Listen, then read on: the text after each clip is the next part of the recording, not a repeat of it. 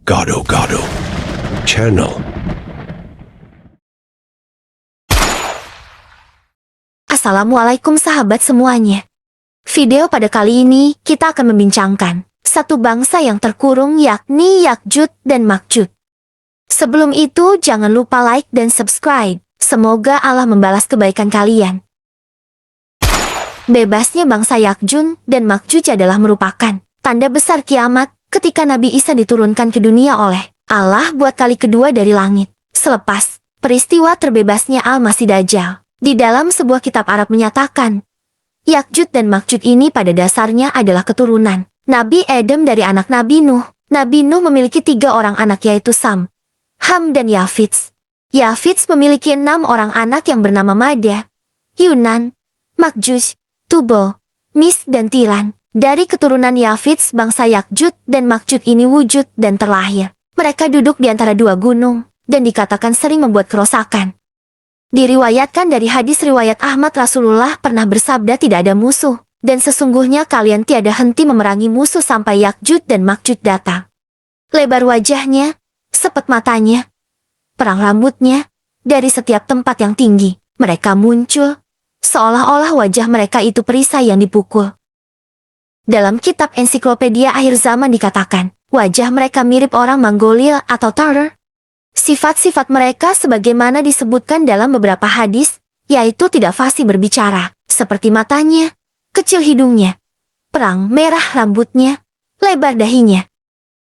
Di dalam Al-Quran Surah Al-Kahfi ayat 93 hingga 98, Allah menceritakan kisah Yakjuj dan Makjuj dan Raja Zulkarnain. Maksud ayat Al-Kahfi 93-98. Sehingga apabila ia sampai di antara 2 gunung, ia dapati di sisinya satu kaum yang hampir-hampir mereka tidak dapat memahami perkataan. Mereka berkata, "Wahai Zulkarnain, sesungguhnya kaum Yakjud dan Makjud sentiasa melakukan kerusakan di bumi. Oleh itu, setujukah kiranya kami menentukan sejumlah bayaran kepadamu dari hasil pendapatan kami dengan syarat engkau membina sebuah tembok di antara kami dengan mereka?" Dia menjawab, "Kekuasaan dan kekayaan yang Tuhanku jadikan, daku menguasainya, lebih baik dari bayaran kamu. Oleh itu, bantulah daku dengan tenaga kamu beramai-ramai. Aku akan bina antara kamu dengan mereka sebuah tembok penutup yang kukuh. Bawalah kepadaku ketul-ketul besi, sehingga apabila ia terkumpul, separas tingginya menutup lapangan antara 2 gunung itu." Dia pun perintahkan mereka membakarnya dengan berkata, "Tiuplah dengan alat-alat kamu." Sehingga apabila ia menjadikannya merah menyala seperti api, berkatalah dia, "Bawalah tembaga cair supaya aku tuangkan atasnya." Maka mereka tidak dapat memanjat tembok itu, dan mereka juga tidak dapat menebuknya. Setelah itu berkatalah Zulkarnain, "Ini ialah suatu rahmat dari Tuhanku. Dalam pada itu, apabila sampai janji Tuhanku, dia akan menjadikan tembok itu hancur lebur, dan adalah janji Tuhanku itu benar." Dari maksud ayat surah Al-Kahfi tersebut maka terbuktilah bangsa Yakjud dan Makjud ini memang wujud, dan akan keluar pada akhir zaman sebagai bangsa yang ganas dan merosakkan. Dalam satu hadis riwayat Bukhari dari Zainab binti Jahsy, bahwa Rasulullah masuk ke kamarnya dalam keadaan ketakutan, seraya bersabda, "La ilaha illallah, celakalah orang Arab dari kejahatan yang sudah semakin dekat. Hari ini sudah terbuka tutup Yakjud dan Makjud seperti ini." Baginda melingkarkan ibu jari dan jari telunjuk. Aku berkata, "Wahai Rasulullah, apakah kita akan binasa sedangkan di tengah-tengah kita masih ada orang-orang soleh?" Rasulullah menjawab, "Ya, apabila kejahatan bermaharajalela." Dari hadis ini, semenjak zaman Rasulullah tembok yang menghalang Yakjud dan Makjud ini telah terbuka sebesar lilitan ibu jari dan telunjuk.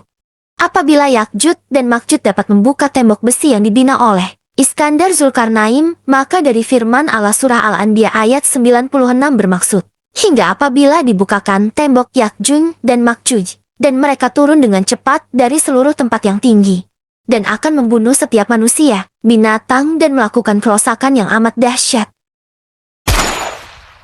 Ada hadis menyatakan dari Rasulullah setiap hari, Yakjud dan Makjud ini akan menebuk lubang untuk keluar. Apabila menjelang malam mereka akan berhenti bekerja menebuk dan berehat. Keesokan paginya mereka akan kembali menebuk, Namun setiap hari lubang yang mereka tebuk akan tertutup dengan sendirinya sehinggalah pada suatu hari ketua mereka akan berkata, "Insya ya Allah." Maka keesokan harinya, lubang yang mereka tebuk tidak akan tertutup. Inilah awal mula bangsa ini dapat keluar dari tembok Zulkarnain dan akan melakukan pembunuhan serta kerusakan kepada manusia dan alam. Allah berfirman surah Al-Anbiya ayat 96 bermaksud, hingga apabila dibukakan tembok Yakjuj dan Makjuj dan mereka turun dengan cepat dari seluruh tempat yang tinggi dan akan membunuh setiap manusia, binatang dan melakukan kerusakan yang amat dahsyat. Apabila keluarnya bangsa Yakjuj dan Makjuj, Rasulullah bersabda bahwa Allah berfirman kepada Nabi Isa supaya membawa hamba-hambanya ke Bukit Tursina dan berlindung di situ. Itulah manusia yang Allah selamatkan dari dibunuh Yakjuj dan Makjuj. Membawa hamba-hambanya ke Bukit Tursina dan berlindung di situ. Itulah manusia yang Allah selamatkan dari dibunuh Yakjuj dan Makjuj. Semasa berlindung di Bukit Tursina, Nabi Allah Isa dan kaum muslimin akan berdoa, memohon bantuan kepada Allah dan doa mereka dikabulkan oleh Allah.